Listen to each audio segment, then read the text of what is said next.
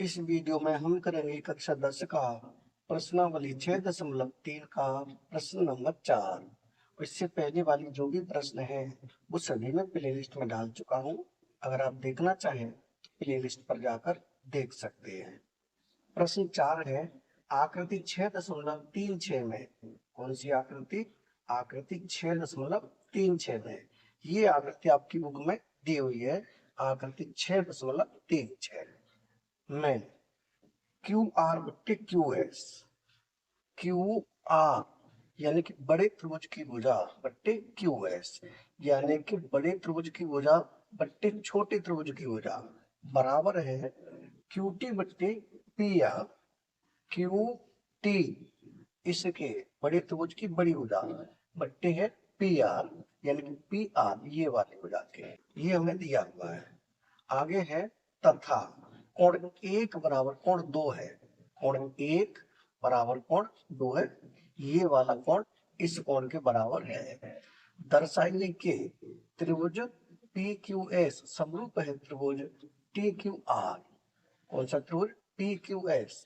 P Q S ये वाला यानी ये छोटा त्रिभुज है वो बड़े त्रिभुज के समरूप है त्रिभुज टी क्यू आर की। टी क्यू आर इस पूरे त्रिभुज के समरूप है यानी कि जो छोटा त्रिभुज है वो बड़े त्रिभुज के समरूप है।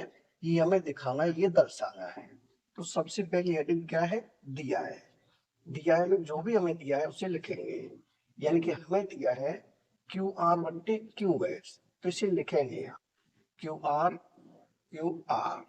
बट्टे क्यू एस बराबर किसकी है? क्यू टी बट्टे पी आर। क्यू टी बट्टे पी आर। और क्या दिया है? और दिया है कोण 1 बराबर कोण 2। इसे भी लिखेंगे कोण 1 बराबर कोण 2 ये भी दिया है। अगली हेडिंग होती है सिद्ध करना है। हमें क्या सिद्ध करना है? हमें सिद्ध करना है त्रिभुज पी क्यू एस यानी त्रिभुज पी क्यू एस ये छोटा त्रिभुज।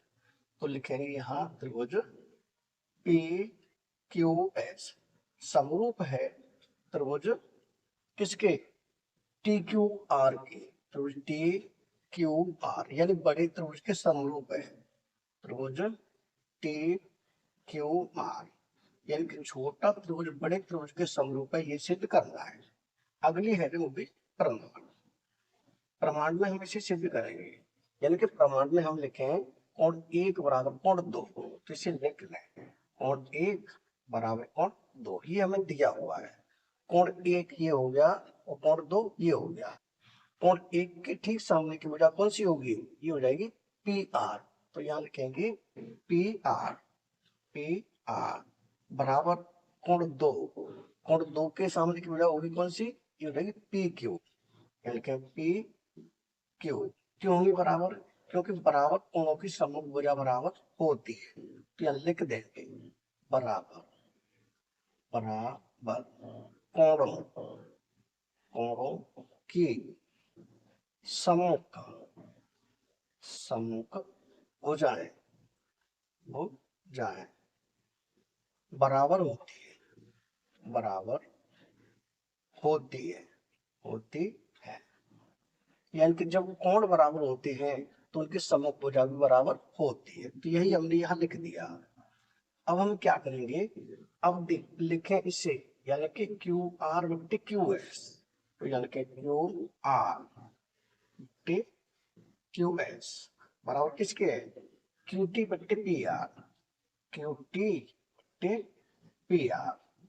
अब इसमें हम देखेंगे तो जब क्यू आर बट्टे क्यू एस है तो क्यू आर यानी कि बड़े त्रिभुज की एक भुजा है बट्टे क्यू एस छोटे त्रिभुज की भुजा है बराबर क्यू टी बट्टे पी आर यानी क्यू टी बट्टे पी आर।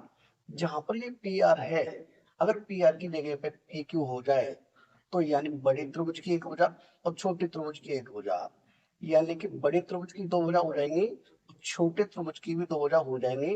उनका अनुपात बराबर हो जाएगा। तो हम क्या करेंगे? जो पी आर है उसकी जगह पे पी क्यू रखेंगे क्योंकि जो पी आर बराबर पी क्यू है हमें यहाँ दिखा चुके हैं। क्योंकि पी आर बराबर पी क्यू है ये हम दिखा चुके हैं। तो इसे एक बार फिर लिखें यानी ये क्यू आर, क्यू आर बट्टे में क्यू एस बराबर क्यू टी बट्टे पी आर। जो पी आर है उसकी जगह पे क्या रख देंगे, पी क्यू। अब हम देखेंगे क्यू आर बट्टे क्यू एस, यानी कि क्यू आर बट्टे क्यू एस, यानी कि एक बड़े त्रिभुज की भुजा एक छोटे त्रिभुज की भुजा बराबर है क्यू टी बट्टे पी क्यू टी बट्टे पी क्यू। किसके बराबर है, बड़े त्रिभुज की एक भुजा और छोटे त्रिभुज की एक भुजा के बराबर है। यानी कि दो भुजाओं का अनुपात हमने संबंध दिखा दिया, यानी हम ये दिखा चुके कि दोनों त्रिभुजों की दो भुजाओं का अनुपात बराबर है। अगर एक कोण और बराबर दिखा देंगे तो ये दोनों त्रिभुज समरूप हो जाएंगे साइड एंगल साइड से। तब हम क्या करेंगे, इस कोण को हम कॉमन दिखाएंगे, उभयनिष्ठ दिखाएंगे। अगर छोटे त्रिभुज में देखें तो कोण पी क्यू एस, यानी जो कोण क्यू है छोटे त्रिभुज में भी है, और बड़े में देखें तो कोण टी क्यू आर बड़े त्रिभुज में भी है कोण क्यू, यानी कोण क्यू है वो दोनों में है, कॉमन है, उभयनिष्ठ है।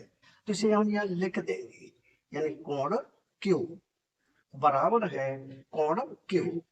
अब दो भुजाओं का अनुपात बराबर हो गया, एक कोण बराबर हो गया, तो इसका मतलब है कि ये हो जाएगा साइड एंगल साइड, समरूपता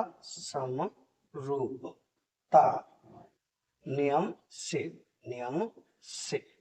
यानी कि साइड एंगल साइड समरूपता नियम से जो छोटा त्रिभुज है वो बड़े त्रिभुज के समरूप हो जाएगा।